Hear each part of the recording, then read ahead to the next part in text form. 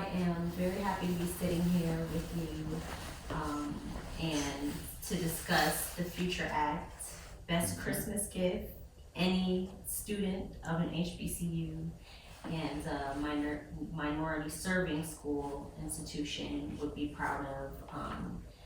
So tell us, where did your motivation come from? Well, first of all, I certainly appreciate the opportunity that you've taken to at least share your insights, but to at least get a few of mine. I am a twice graduate of North Carolina A&T State University who saw potential in me. They made an investment in me. Poor black girl growing up in the ghetto of Newark, New Jersey. They allowed me to come to the institution, and they gave me an opportunity. I had to prove myself. I was enrolled in a couple of remedial classes which got me ready, but they saw the potential in me. My mom raised me. She passed away at age 90, but she understood the value of education. Although she was not able to finish high school, she didn't go to an HBCU or any CU for that matter, but she understood the value that education would be in my life, and so she encouraged me as well. So having gotten that background and the support that I received during my undergraduate work, and then leaving North Carolina A&T, going on to get my PhD from the Ohio State University, only because of the North Carolina A&T, Yeah. and then having an opportunity to spend 40 years on the campus of Bennett College, teaching and serving as an administrator for some of that time. Interacting with students who were a lot like me, first generation. I was motivated in going to Congress after serving in 3 other elected positions. I could have gone home and worked in my studio, but I felt like there were some other things that I wanted to do, particularly for young people, to give back because of what was given to me.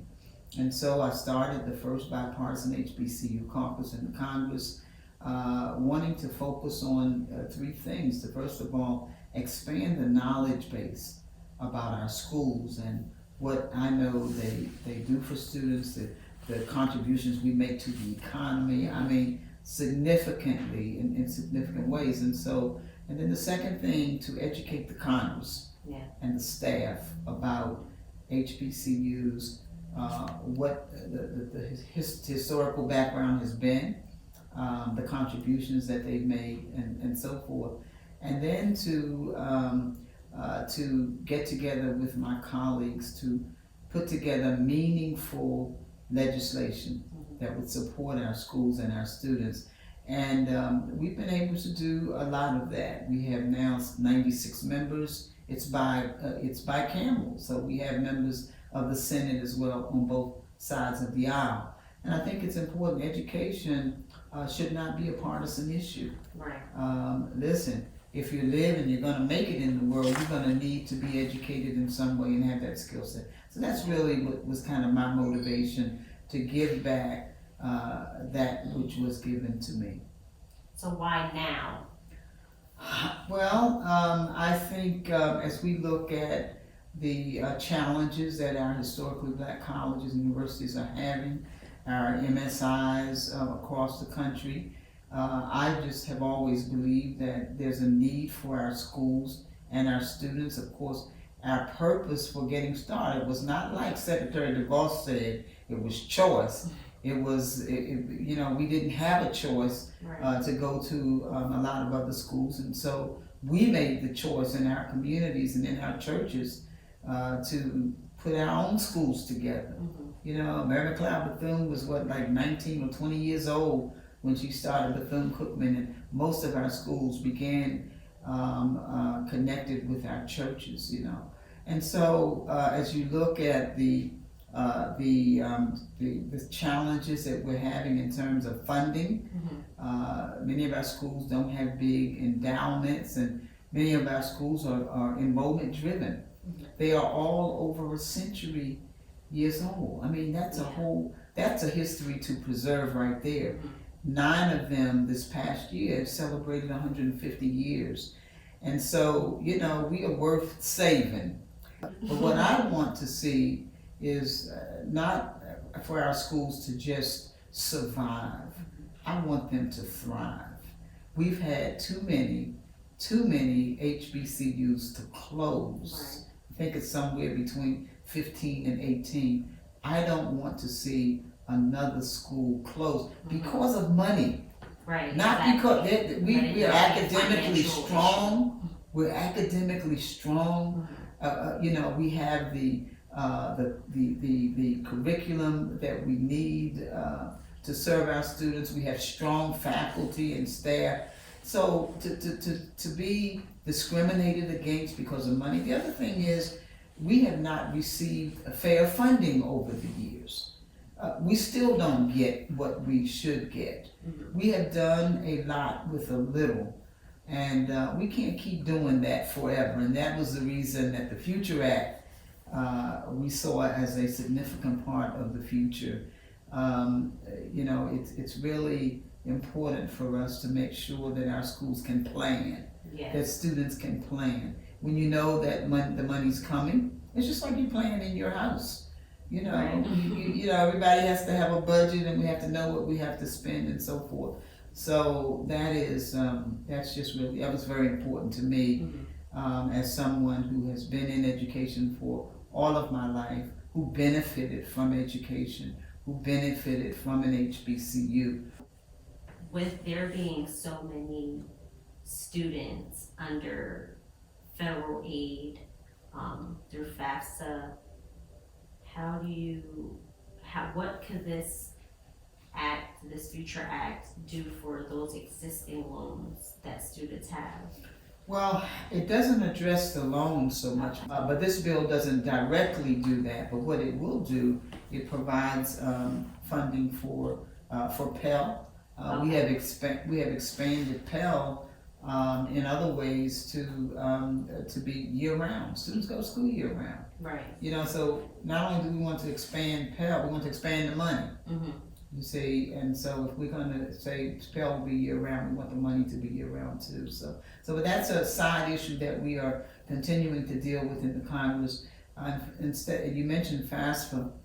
That form is too long. It's too cumbersome. It is. We have a lot of first generation college students whose parents, as a matter of fact, I can attest to that. my daughter's now second generation, and she had a problem filling it out, and then of course they didn't qualify because they make, she doesn't make too much money. So you get set aside for various reasons. Right. But so 22 questions have been eliminated, and what that will reduce the cost of even going through that process. Right. So, and that's really how the Future Act will be actually paid for.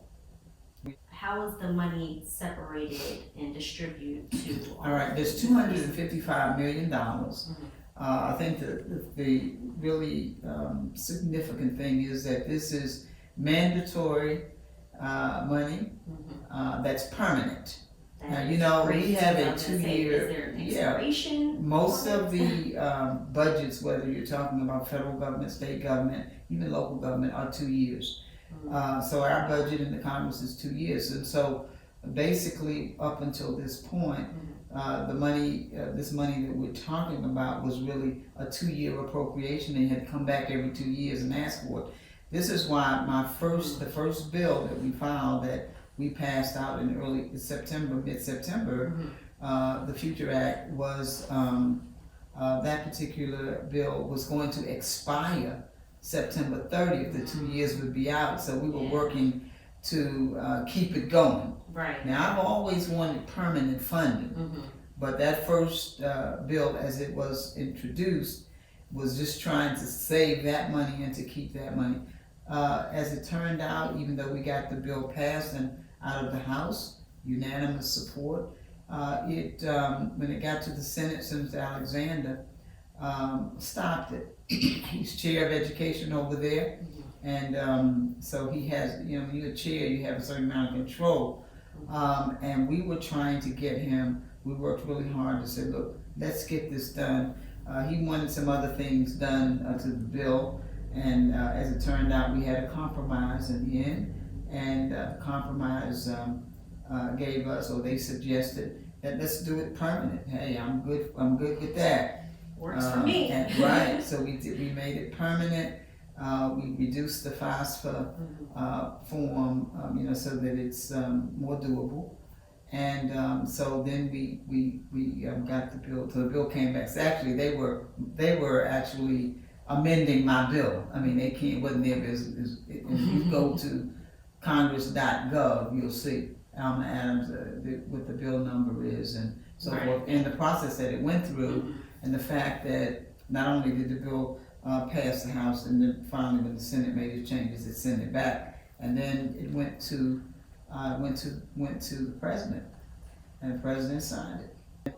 As far as how they distribute the money to the different HBCUs, okay, I was how trying do they? Okay, so here's what and it's going to be based on well, they have a formula. Okay, I don't exactly know what it is. I'm sure it has something to do with the size of it and all those things. But we know we know specifically 85 million of those dollars is directed specifically for HBCUs. Okay. HBCUs and MSIs are different. HBCUs come from a historical perspective of how you got started. You get started, so you start out that way. Right. MSIs are schools that didn't start in doing that particular framework of time historically, but over time they have had a large number of African American students and students of color who are now attending them, and so. Is there any way that this act will help when it comes into terms, internships for HBCU students? Is there any monies available? Oh, absolutely. What happens? The focus is on STEM, and the schools are trying to build their STEM programs. I will tell you that on average, we're talking about $1 million a school, maybe a little more, depending upon the size and some other things. But yes, there are those internships are sort of built in if that's what they want to do with their STEM in terms of reaching out. The other thing I'll say to you is that I do sit on the Agriculture Committee. I'm Vice Chair of Ag, and we just this past Congress passed the Farm Bill. And I raised that because the Farm Bill has some educational components, and I'll mention that we focus on the 1890 schools. The 1890 land grants are the black schools that have agricultural programs. We have one agricultural program in North Carolina, but there are 19 across the country. North Carolina A&T has that. Now, as an 1890 school, we put into that bill scholarships for all of those schools. It's about like $19 million, $1 million per school. And in addition to that, we've put in centers of excellence where the schools can partner with other entities and maybe even other schools. So I will also say that, so there's money in the ag budget that will go to our 1890 schools across the country. Now, but I will also mention that in just about every part of our overall budget in the different areas, whether it's in interior, whether it's in homeland security, whatever, there's money in there designated for HBCUs. And so we're looking to try to identify where they are and maybe even putting some additional funding. So outside of the Future Act and that mandatory money that's there, there's discretionary money, and what that means is every 2 years, you can get that money if you apply for it. So, the Congressional Black Caucus is on top of all of this. We are watching a lot of our members. We have the largest caucus, by the way. We have probably the largest caucus that has more chairs and more subcommittee chairs. I think we have about 28 subcommittee chairs. And so significant, in significant areas, like Maxine Waters is chair of financial services, Bobby Scott is share of education and labor, and so on and so on. So we're doing pretty well with that. Well, thank you for sitting down and speaking with me today. I really do appreciate it, and had an honor sitting down with you and meeting you today. So thank you for sharing with us. And thank you very much. And let me just congratulate you on your work that you're doing. I think it's important. You are the future. Yes, I am. You will be taking my seat. At some point, but I'm just saying it's going to be the generation today that will be our future for tomorrow and for today. You're really today. Today, exactly. And that's important that not only that you stay engaged, but that you hold those people who are responsible for the public purse that will impact your lives accountable. That's really what it's about. But listen, education is clearly your pathway. And I remember W.B. Du Bois, who said of all of the civil rights for which the world has struggled and fought for more than 500 years, the right to learn is undoubtedly the most fundamental. And I believe that to my heart, to my soul. Amen. And we've got to keep on pushing toward that fundamental right. Thank you so much. And thank you, my dear. Nice to meet you. It's a pleasure.